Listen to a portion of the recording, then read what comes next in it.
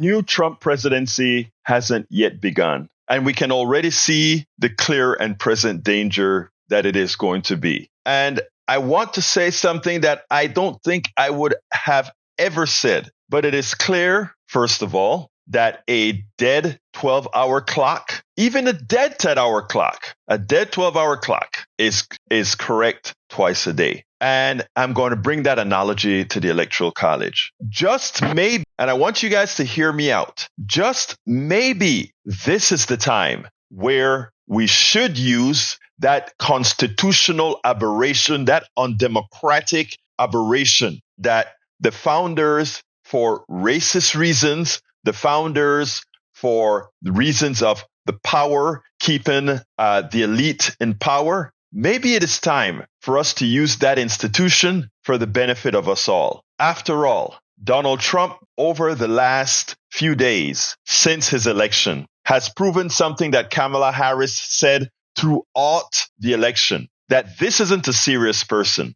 This isn't the knowledgeable person. This is somebody that cares nothing about systems, organizations, what will keep people moving forward. He cares nothing about that. But he told us, he said his new presidency is going to be retribution, but forget about the retribution because that affects singularly people, individuals. But when we talk about the collective, all of us, what he's proven right now is that he's willing to destroy what we have fixed since the inception of the Constitution and beyond. The election, suggesting that Chelsea Gabbard should be the DNI secretary, the director of national intelligence, suggesting that Matt Gaetz, somebody who's accused of, and there's credible evidence that he participated in trafficking, had sex with a 17-year-old, is probative.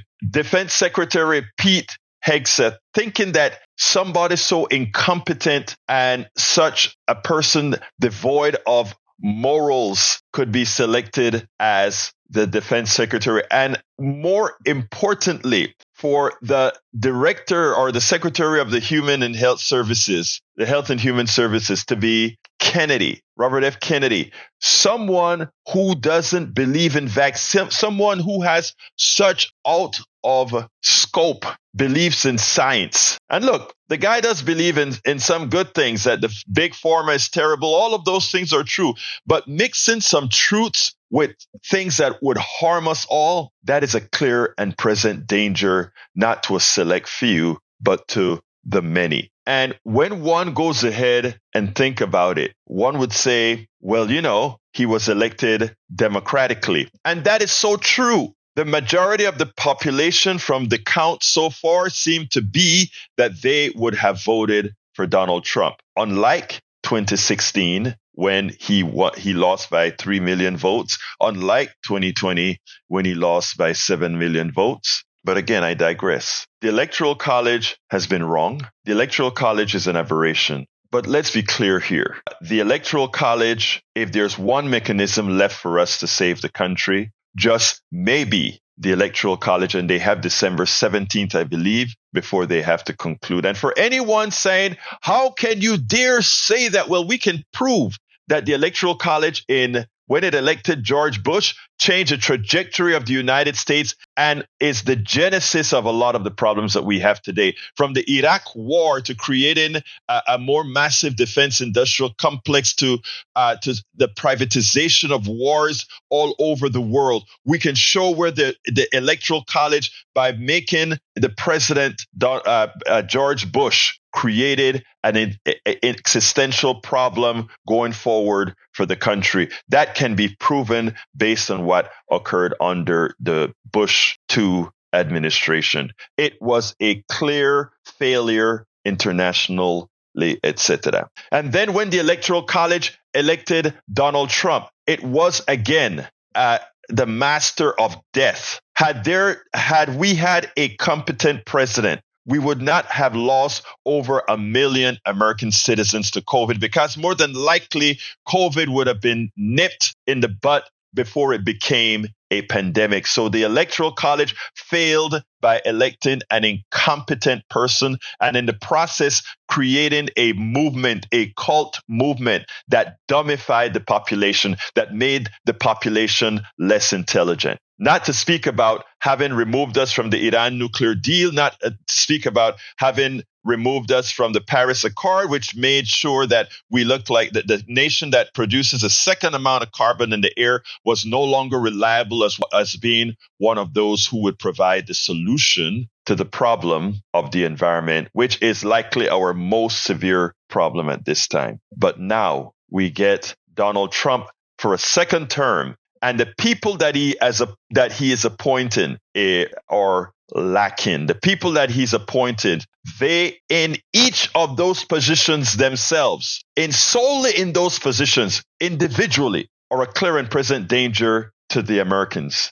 to the world. In each of those positions, if health goes awry, it goes awry in America and internationally. If the defense secretary does the wrong thing, he creates the wrong environment, it affects the entire world. The attorney general, if he goes ahead and prosecutes that which he shouldn't, can have a material effect. And Chelsea Gabbard, as DNI, Director of National Intelligence, will ensure that no longer will we get the reports and intelligence reports from all these other countries working in unison to prevent us from being attacked from those who do not wish, for those who wish us harm. And for those who think there's no precedence, there's a very important article to read at the Electoral College at the Brennan Center. And that article titled, The Electoral College, Racist Origins. Read that entire article. I'll place it in the corresponding blog for this particular post, this particular video. But again, an important article to read, The Electoral College's Racist Origins. But I want to use the argument that from a document that was linked to that particular Brennan story that originally appeared in The Atlantic by constitutional professor Wilfred U. Codrington III. But he referenced an article by William Buckley. Everybody know who's one of the parents of conservatism, or one of the guardians of conservatism. William F. Buckley wrote this article, Yea Yonder. And I want to read a couple of snippets from it. I mean, the article is objectionable. It's a racist article, but I want to show where this article, the snippets from this article, the article is titled, Why the South Must Prevail. And I'm going to use Buckley as a rationale for just maybe the Electoral College doing the right thing on the 17th of December. We're talking about juries, and he was talking about a vote in the Senate, and in effect, he's saying that there are times when juries, the jury of all of us, when we are executing our duties, just may waive the written law. And he says, for the effect of it is, and let us speak about it bluntly, to permit a jury to modify or waive the law in such circumstances as the judgment of the jury requires so grave an interposition between the law and its violator. In effect, it is saying there are times when, and I'm paraphrasing here, there are times when, for specific reasons, the law may not work. And then he has a long prose, and I want you to humor me here as I read it. And some will take offense to this as I take offense to it because, again, it's a racist statement, but I want to read it anyway because the people that he is currently speaking badly about are the people that folks would speak badly about now for having elected Donald Trump, and why maybe we need to supersede that for the benefit of society at large. Check this out. The central question that emerges, and it is not a parliamentary question or a question that is answered by merely consulting a catalog of rights of American citizens born equal, is whether the white community in the South is entitled to take such measures as are necessary to prevail politically and culturally in areas in which it does not predominate numerically. The sobering answer is yes. The white community is so entitled. For the time being, it is the advanced race. It is not easy, and it is unpleasant to adduce statistics evidencing the median cultural superiority of white over Negro, but it is a fact that of truths one that cannot be hidden by ever so busy egalitarians and anthropologists. The question, as far as the white community is concerned, is whether the claim of civilization supersedes those of universal suffrage. The British believe they do and acted accordingly in Kenya, where the choice was dramatically one between civilization and barbarism, and elsewhere. The South, where the conflict is by no means dramatic as in Kenya, nevertheless perceives important qualitative differences between its culture and the Negroes and intends to assert its own. National Review believes that the South's premises are correct. Remember the National Review magazine. If the majority wills what is socially atavistic, then to thwart the majority may be, though undemocratic, enlightened. It is more important for any community anywhere in the world to affirm and live by civilized standards than to bow to the demands of the numerical majority. Sometimes it becomes impossible to assert the will of a minority, in which case it must give way and the society will regress. Sometimes the numerical minority cannot prevail except by violence. Then it must determine whether the prevalence of its will is worth the terrible price of violence. So that sounds harsh, and it is harsh because it doesn't go into the true narrative of the Western world going into Kenya and who are really the barbaric ones. Doesn't tell you. And just as it talks about the civilization in the United States, it doesn't really say who is the barbaric ones, the one who maybe the civilization that actually killed off the Indians, the civilization that actually enslaved people and made and kept them uneducated. So there's a whole lot of narrative that isn't saying there, but we're just looking at this not from an emotional point of view, but a literal point of view. Now, he does end with an interesting statement that I guess softens it a bit. He said the South confronts one grave moral challenge. It must not exploit the fact of Negro backwardness to preserve the Negro as a servile class. It is tempting and convenient to block the progress of a minority whose services as menials are economically useful. Let the South never permit itself to do this. In other words, you don't want to keep down people just for financial sake. So long as it is merely asserting the right to impose superior mores for whatever period it takes to effect a genuine cultural equality between the races, and so long as it does so by humane and charitable means, the South is in step with civilization, as is the Congress that permits it to function. I mean, in effect, he's saying,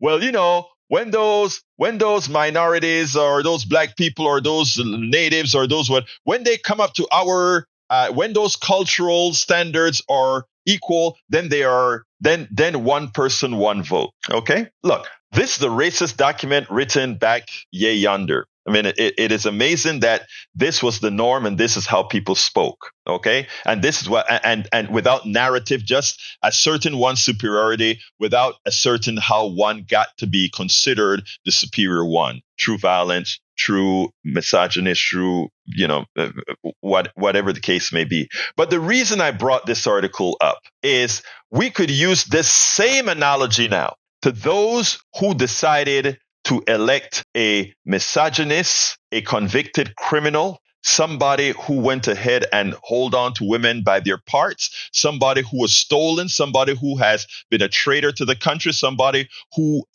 empirically has potentially sold secrets to other countries, etc. I'm saying, quote unquote, we could use that same analogy within conservative daddy Williams Buckley's document to justify an electoral college that says to save the nation, we must do this. Remember, in this one article, he said there are times when a jury must go against a law. He also states that, well, if you have an educated population that is doing something against their interests, even as they don't know it, and he makes mentions of also, but this is a temporary fix just to preserve society. Let me tell you something, folks. A democracy requires good thinking, educated people. We can have discussions on whether to have big government and small government. We can have discussions on whether we should make abortion legal or not legal. We can have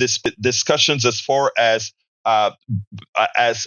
where we want controls to be. What we cannot have discussions about is whether we can watch our country go down the drain, watch our country lose, watch a majority of the people be placed in a condition where they're failing. Look, if we were solely run by a majority vote, as many believe in, as I believe that we should do that most of the times, except for, again, folks, inalienable rights. But an inalienable right is a right to continue to exist. An inalienable right is one that allows for, as the Constitution speaks about as well, is the goodwill of us all. And what has been done by the election of Donald Trump denies that, and there is one mechanism left, a mechanism that we ultimately want to go away, but a mechanism that I said, but a condition in this country that would not have occurred if that particular mechanism hadn't failed in the first place with Bush 1 and Trump. Bush 2 and Trump. That mechanism laid the foundation for what we have today. So to use that mechanism to save the country, maybe that deserves some thought. If we have 10 bushels of corn and the population is uneducated and some people are still left marginally hungry but survivable, and we say, no, we cannot eat this bushel of corn, because if we eat this bushel of corn, we don't have corn for the next year and the next year, etc. And the uneducated person would be like, I'm hungry right now. I want to eat that food right now. They don't see the reason that eating that corn right now will ultimately kill civilization altogether. That is why we need at times corrective measures. And this just may be time in the history of America where that corrective time is needed. I would love to hear your thoughts. We spend a lot of time deconstructing the news, trying to parse it into a form that everybody can understand. We try to find those little nitpicks where it flies above the fray, etc. If you really like these videos that we do, I want to ask a big favor. Please go ahead, number 1, subscribe to our channel, and number 2, please join if you can. Thank you so kindly for watching. Keep watching. Please remember to share. We must populate the entire internet with our progressive message, a message that we know is what most Americans say that they want. So help us, please join.